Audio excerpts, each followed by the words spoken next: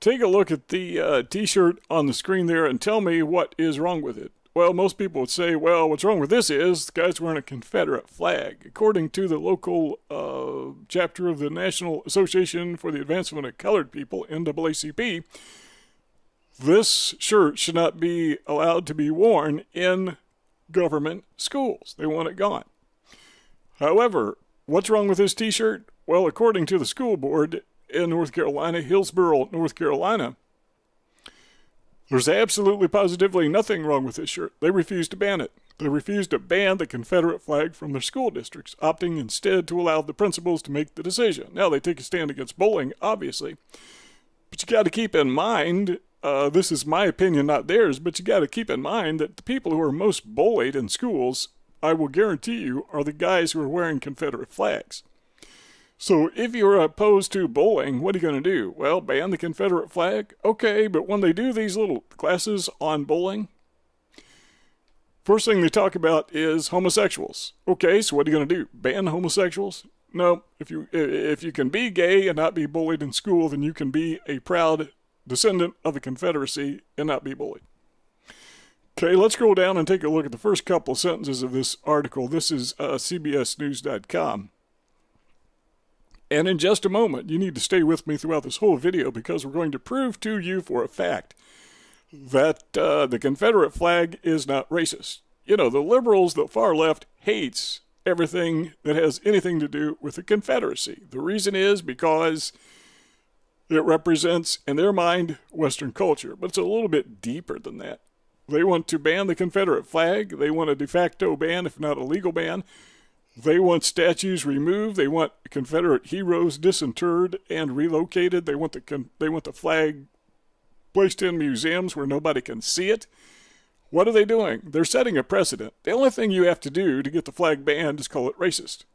The only thing you have to do to get symbolism banned is to call it racist. It's the only thing you have to do. Okay, they're setting precedent. What's going to happen next is they're going to say the American flag is racist. It'll be banned. They will say American symbolism, like portraits of George Washington, statues of Abraham Lincoln, are racist. They need to be removed. Think they won't do it? Absolutely. If they could get away with it, they absolutely will do it. Again, we're going to show you in just a minute proof, evidence, indisputable evidence that the Confederate flag is not racist. Okay, so the story says a North Carolina school board has voted not to ban the Confederate flag from school grounds, rejecting two pleas from a local chapter of the NAACP to establish the policy. The News and Observer of Raleigh reports the Orange County School Board of Education decided instead on Monday to establish an equity committee. Equity, by the way, is a cultural Marxist language-loading term, in my opinion. Our idea of equality, the American ideal of equality, is in no way related to the Marxist idea of equality. Their idea of equality is wealth redistribution, where everybody has the same thing. Our idea of equality is we all are equal at the starting line. Their idea of equality is we're all equal at the finish line, and everywhere in between. It is not the same. The story goes on and it says, Board Chairman Stephen, I can't pronounce his name, said board members will not tolerate hate speech, bullying, or intimidation. Now, I will guarantee you absolutely that if you wear this shirt to school, you will be bullied. However, I don't think that's usually what they talk about when they talk about anti-bullying. Usually when a school has anti-bullying programs, they're talking about homosexuals. You know, gays come to school to get bullied, so when they say we're having this anti-bullying class, what they really mean is we're teaching kids to tolerate gays. Okay, well, we can understand that. Now, you say, how do you keep a kid from being bullied who's wearing a Confederate flag? Well, you ban the flag, ban the kid. You wear that to school, we're going to kick you out. Using that same logic, how would you keep gays from being bullied? Kick them out? No, you're not going to do that. You don't kick people out. What you do is you teach people not to bully them. If you want to wear a Confederate flag, you should be able to do that. Okay, you want proof positive that the Confederate flag is not racist? Let's go over to my website. This is dailyken.com. And the top of it's cropped off, obviously. But if you look at this link underneath the underneath the top here, it says Real Black History. It's partially obscured because I've got the page enlarged so you can see the text. Underneath the masthead was the word I was trying to think of. And scroll down and take a look at this photo. Okay, now earlier we saw this photo. This is a kid wearing a Confederate flag. White kid, obviously, you can tell by his arms. Every time I do this, the thing pops up. And if you look at these guys, these are not people wearing Confederate flags. These are real Confederates, photograph taken in the 1860s. These are Confederate soldiers. Take a good look. These are a couple black guys. Did you know that thousands of black men volunteered to fight for the Confederacy? In fact, in Louisiana, in one day, the governor put out a call for volunteers and about 2,000 black men showed up. And from amongst themselves, they elected officers, 3 officers, to lead them. And those 3 black officers became the first black military officers in American history. How many people know that the 3 first black military officers in American history were Confederates? Okay, take a look at the caption underneath the photograph here. It says, Frederick Douglass fumed that there are, at the present moment, many colored men in the Confederate Army doing duty not only as cooks, servants, and laborers, but as real soldiers, having muskets on their shoulders and bullets in their pockets, ready to shoot. End of quote. His complaint to Abraham Lincoln, Frederick Douglass's complaint to Abraham Lincoln, and of course he was on the side of the Union, was that black Confederate soldiers were allowed to fight, whereas Union soldiers were not allowed to fight. Black Union soldiers were not allowed to fight. That was his complaint. Okay, so you go to the movies, go to the cinema, and you sit down to watch the movie Lincoln. And what's the first thing on the screen? Black Union soldiers fighting. But there's a problem with that. Black Union soldiers were not allowed to fight. So in other words, you go to the movie, you're learning false history, fake history. You go watch the movie Lincoln, you're seeing something that did not happen. The problem is, most people don't read my website, most people don't watch my videos, most people don't know that black Union soldiers were not allowed to fight, but black Confederate soldiers were allowed to fight, and there's evidence. You can see it on the screen. They're not just wearing a Confederate t-shirt, they're wearing the actual Confederate uniform. So imagine if this kid showed up at school wearing a Confederate uniform. Do you think the NAACP would fuss over that? Scroll down and take a look at a couple other pictures. This is Anthony Johnson. He was a black tobacco farmer, and he is noted as being the first legal slaveholder in American history. How many people know that the first legal slaveholder in American history was a black guy? This is the picture of the documentation. Again, you can see this on my website, that the court ruling that made him the first legal slaveholder. This is a book about black slave owners. You can actually buy this on Amazon.com. This is a photo of a house that still stands in Statesburg, South Carolina. Wonder how long until they try to tear this one down.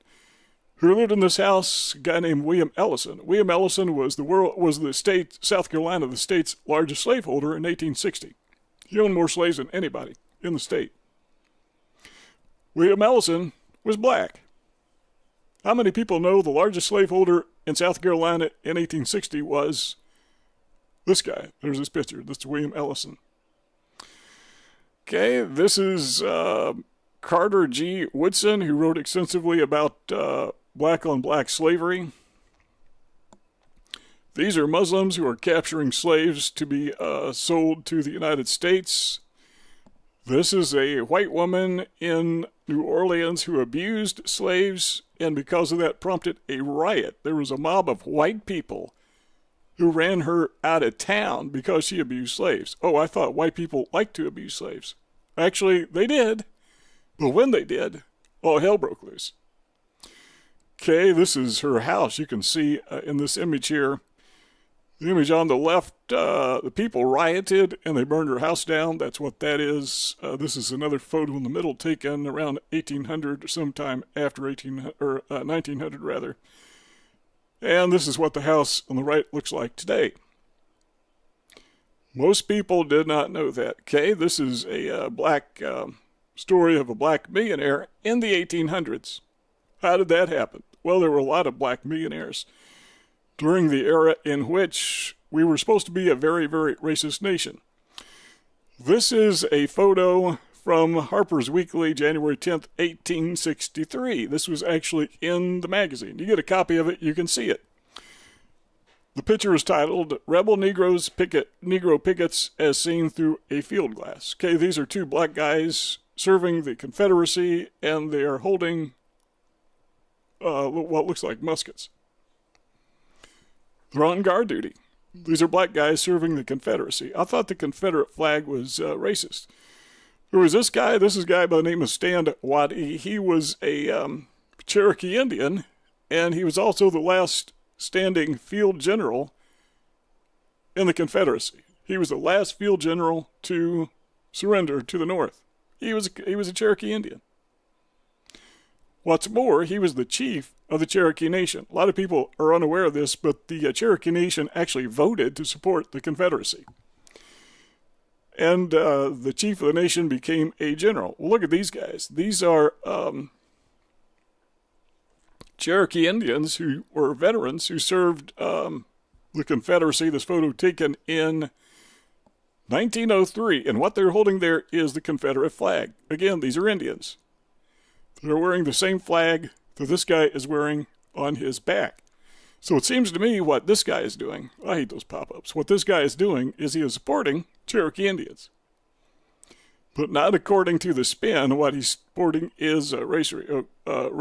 Okay, that's, we could read this whole thing again, it would take us all day. So if you go to my website, dailyken.com, and again it's obscured because I've got it a little bit large here. But if you go to my website and you look at just under the masthead, you'll see the link that says Real Black History, and click on that. You can read the facts, not what they want you to believe, not what they are telling you. Okay, if you like this video, give it a thumbs up. Don't forget to share it on social media. Also, lower right-hand corner is a little round button that says subscribe. Click on that. That's your invitation to subscribe to our YouTube channel. And also leave your comments in the comment section below. We'd like to know what you think. Are you brainwashed? Have you been tricked into believing that the Confederate flag is a symbol of racism when, in fact, there were thousands of black men who volunteered to fight for the Confederacy, that the Cherokee Nation fought for the Confederacy, that there were thousands of black people in the South, antebellum South, who were slave owners, thousands of them. They owned slave labor. So leave your comments in the comment section below. How to subscribe. Click subscribe. Click the bell. Check the box. Save.